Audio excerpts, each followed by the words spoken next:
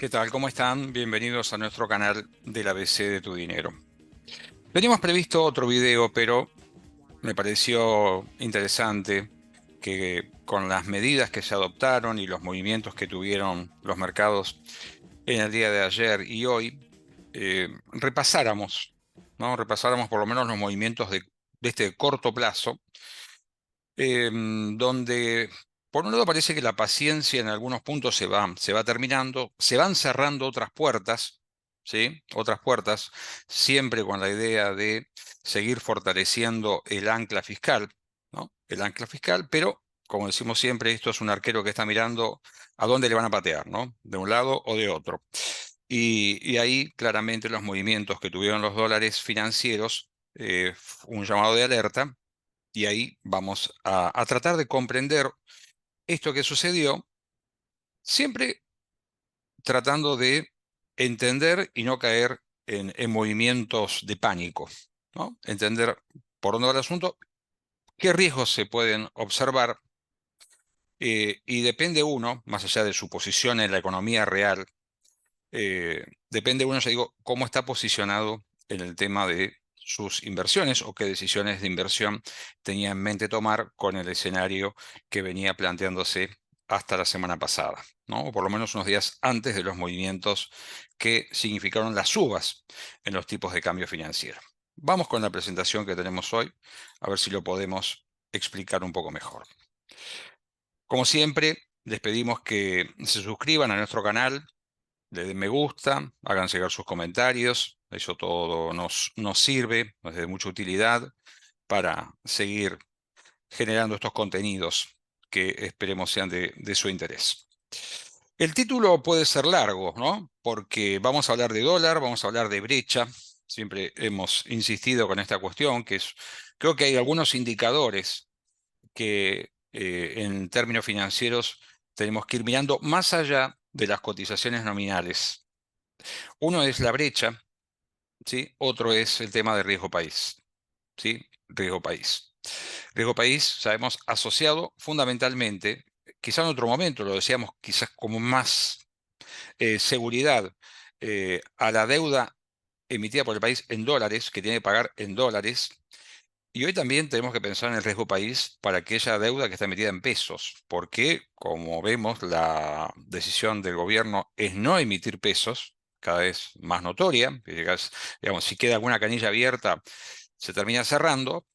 Entonces también, cómo se resuelve el tema de la deuda emitida en pesos, ¿sí? Bueno, también es un factor, digamos, de preocupación o de atención, si querés llamar así. Si bien es cierto, siempre recordemos esto, ¿no?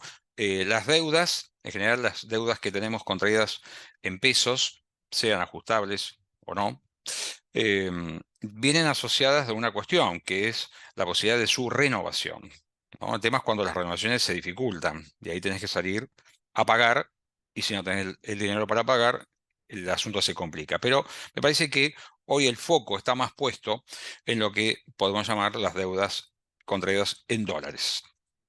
Muy bien, ¿resiste el barco? ¿No? Es decir, parecía como que algunas medidas van fortaleciendo una estrategia de tipo financiero cuando la economía todavía está contrayéndose. Es decir, muy pocos sectores que empiezan a mostrar mejoras, ¿sí?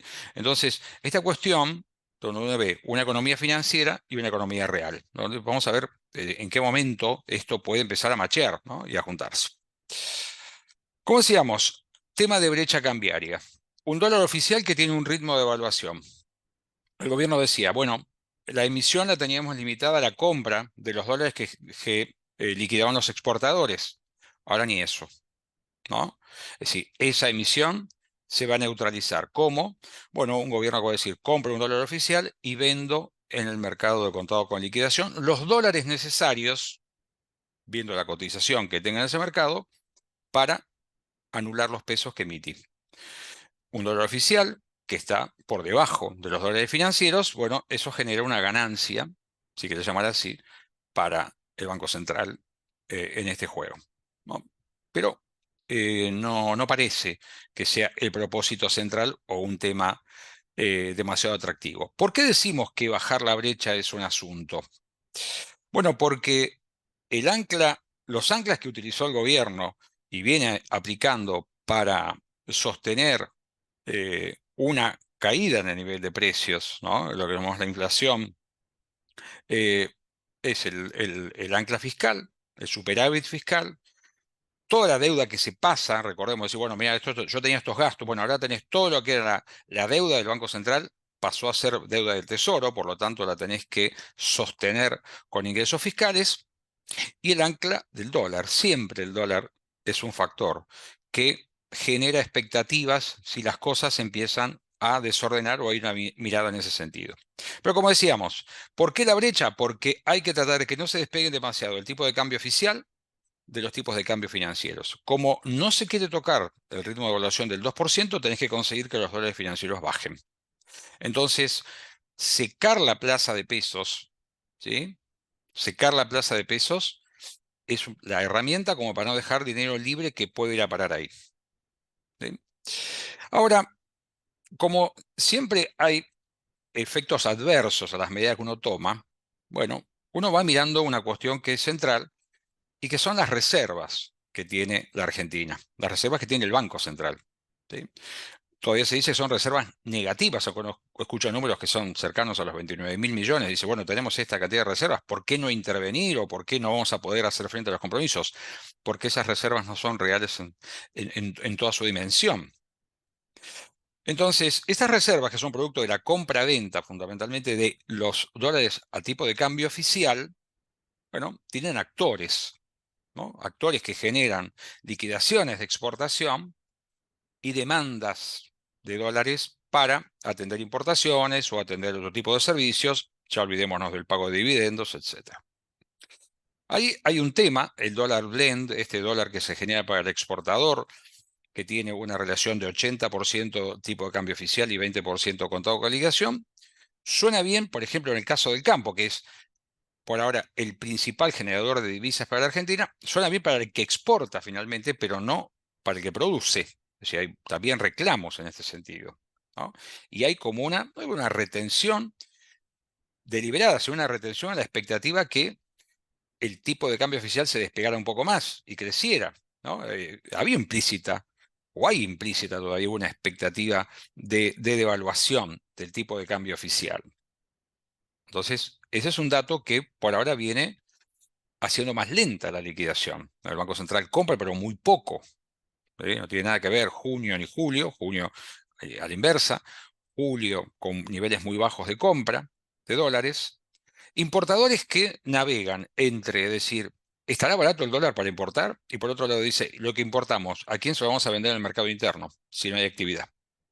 ¿No? Es decir, tampoco suena atractivo por ese lado, eso le quita presión, si quiere llamar así, pero a la salida de reservas, ¿no? Pero la realidad es que las reservas no crecen. Así que todo este asunto, ¿no? Está apoyado en un esquema donde el asunto va a los costos de las empresas, ¿sí? Como para ver cómo hacen equilibrio en este esquema, ¿no? Un tipo de cambio que no retribuye, ¿sí? Importaciones que no son atractivas porque no hay mercado, y viendo cómo viene el asunto. Los índices de inflación bajan, pero la economía real está lejos de recuperarse, ¿no? Entonces, si uno ve lo que pasó entre el lunes y martes, vio una caída importante en los tipos de cambio financieros, ¿no? Parece que el objetivo es hablar de un dólares financieros que ronden los 1.100 pesos, ¿no? 1.100 pesos, recordemos que llegaban a estar 1.500, hoy estaban en torno a los 1.350 pesos, ¿no? Y que estas intervenciones que pueda hacer el gobierno, ¿sí? eh, permitan todavía bajar aún más y de vuelta la brecha, ¿no? Acercar esos tipos de cambios financieros al tipo de cambio oficial. Entonces, cuando uno mira los desenvolvimientos en pesos, ¿no? De los activos, por ejemplo, los bonos argentinos en dólares, pero pesados en pesos, o las acciones del mercado, ayer tuvieron una caída muy profunda, hoy tuvieron una recuperación, ¿no? Pero, de vuelta, la idea de aquellos que quieren invertir en activos dolarizados o en dólares directamente, eh, vuelve a competir, ver la competencia, perdón, de los activos en pesos. Porque si bien no hay dólares, eso está claro, estamos en un escenario donde tampoco están quedando pesos.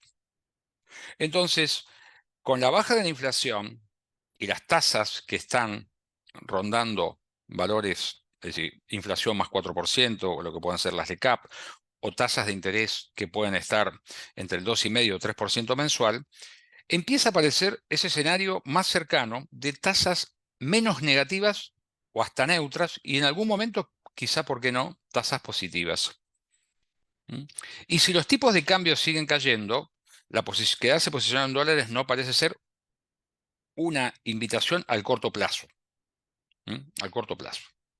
Argentina, con un historial crediticio realmente muy pobre, muy preocupante, indicó esta semana el Ministerio de Economía que ya están depositados los dólares en Estados Unidos para pagar los vencimientos de enero 2025. 2025. Es decir, se pagaron en julio, el otro vencimiento fuerte es en enero 2025.